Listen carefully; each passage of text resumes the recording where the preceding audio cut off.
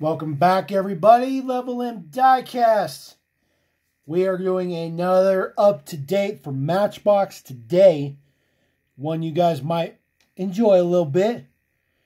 We're going to do the 1971 Oldsmobile Vista Cruiser. It's been out for a while. Debuted in 2009. And this is the color it debuted in. Now, if you guys follow the Langley Group, you know that John found this car with disc wheels on it. Not really a documented variation, but definitely a factory error. I do not have one with the disc wheels. I don't really consider it a legitimate variation, more of a one-off thing. So you won't find that one here. But regardless, debuted in this lime green. Now, this was not the color it was supposed to debut in. The color it was supposed to debut in was this color of green. Kind of a metal flake. Okay?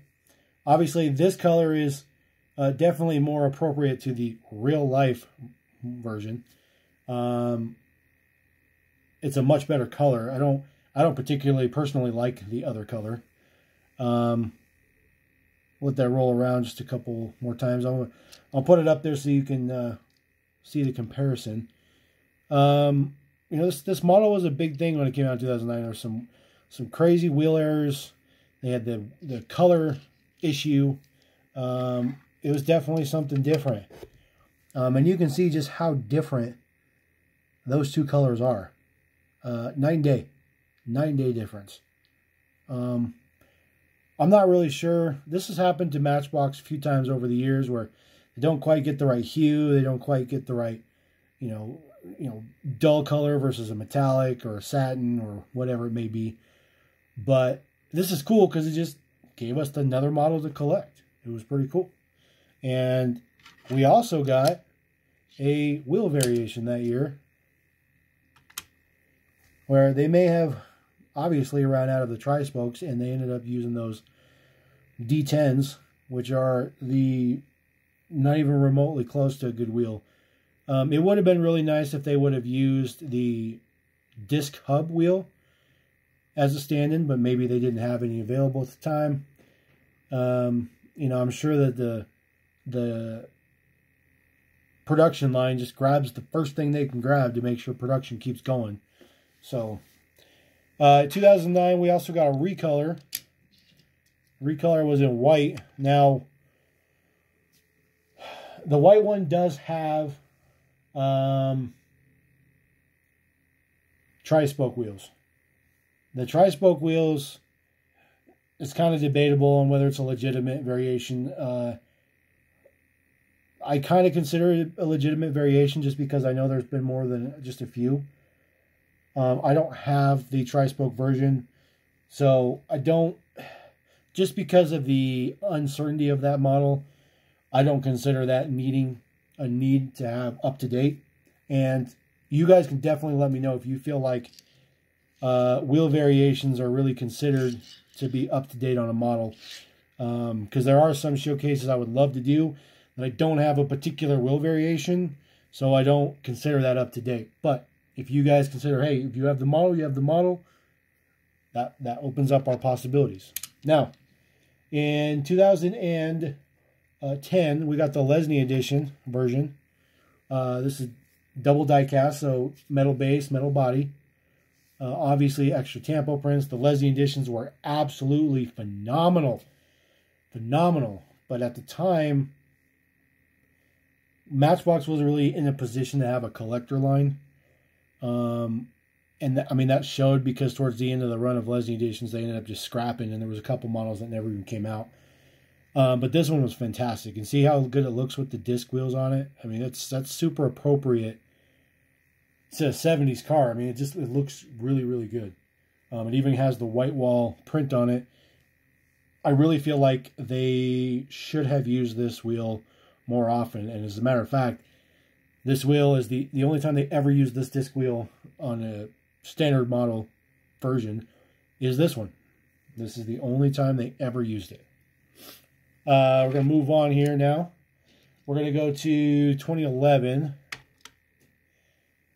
And in 2011, let's see here. I'm sorry. We're not quite there yet. I jumped ahead of myself. This is 2010 5-pack. This was Camping Adventure 5-pack. I apologize. I'm getting a little ahead of myself. This one was pretty cool, but it's pretty plain. At least we still got the chrome base. Up to this point, every single one's been chrome. Chrome base, chrome base, chrome base. We've almost gotten all chrome bases, but there are some that we didn't get chrome bases on. Obviously, those are the more recent ones that we didn't get chrome bases on because it all comes down to penny pinching, I guess you could say, unfortunately. Moving on now. We're going to go to, we're still going to be in 2010. So this is the standard release, just the standard, mainline release in gold. Remember this version. I'll bring it up at the end of the video, but remember this version. So this is the 2010. So that was 11 years ago this model debuted. I really like it in the gold. I think that this is definitely screams 70s in my opinion. I'll be the first to admit 70s is even older than I am, but not that far. The gold's good. We still got the chrome base. I really like the chrome base. I think the chrome base is absolutely a necessity. Black interior is always a good thing too. It really helps with the stand out of those dogs in the back. Moving on, we're going to go to 2011. And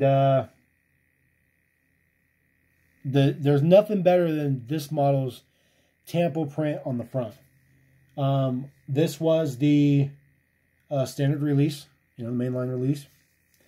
No printing on the entire model, but it does have that printing on the window, which I think is pretty cool. For sale, make an offer, dogs are not included. Definitely can't sell the dogs. Dogs are cool. Dogs are cool, right? Still got the chrome base, still sporting the tri-spokes. That was definitely the wheel of choice for this model. It looked good, right? We're going to stay in 2011, but we're going to move to a 5-pack. So we got this in a 5-pack in dark red. This is the classic Rise 5-pack. This was a fantastic 5-pack. I don't remember what was in it, but this area had like the classic Europa, and I think the classic Jag was in there, the XK, if I remember correctly. Maybe even the Porsche 914. But it was a good pack. It was a really, really nice pack. I mean, there's no decos or nothing to this, but you don't really need the decos. I mean, it's red, it's red.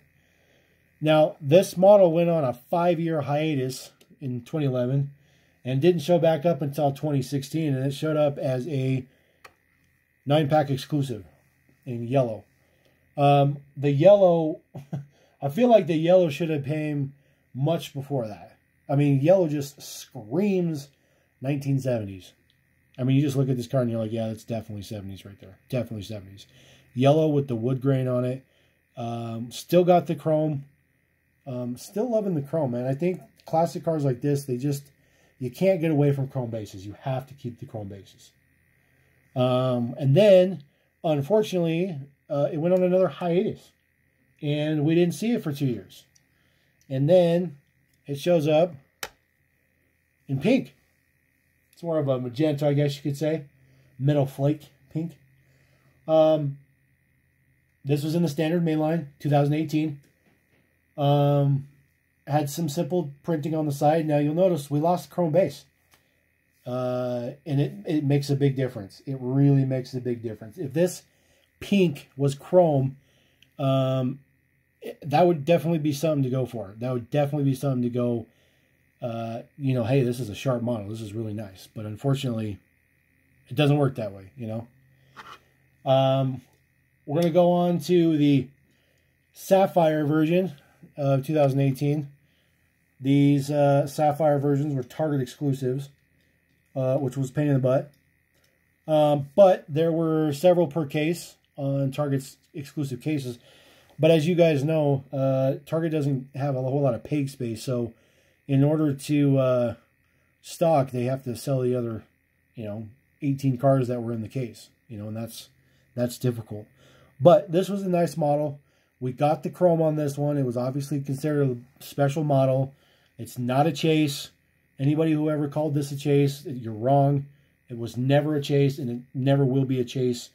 As a matter of fact, they made less of the pink one than they made of this one. So if you really want to say there's a chase, please go for the pink one.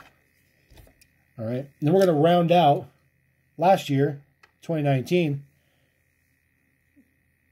gold with black interior. And you're like, we already saw that, Brandon. We already saw that car. Well, you did. You did.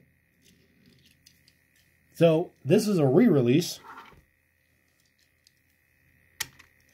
Now the golds are not exactly the same, but the tampos are. And you'll notice, lost the chrome base. But as you'll notice on this guy, see the dogs? As the new one rolls around, it had to be retooled, and they had to put a post in there. And as you see it roll around, you'll see that post in between the dogs. And they had to put that in there for apparently safety reasons, is what I've heard. But you'll see a ton of other die-cast companies that do the whole hook and rivet and stuff. But, you'll notice any Matchbox that had the hook rivet or anything like that, or the hook, they hook the back of the vehicle and then rivet the front. They're not allowed to assemble them like that anymore. So, not sure how that works, but, nonetheless, they had it retooled. And honestly, yeah, that's cool, because I collect the retools too. And this is definitely required. This was last year's model. I don't know if it's going to come out this year. Hopefully it comes out this year. It'd be nice. It's a nice model. It's a nice model. Definitely not my flavor, but I wanted to bring you guys up to date on the Vista Cruiser. Let me know if you guys are missing any. Let me know if this was helpful. Let me know if, some of these models you're like, that one was ugly. My favorite one was the black one. My favorite one was the Sapphire model. And let me know. And I am already working on more up-to-date Matchbox. I'll get those up. Level and diecast. Peace out.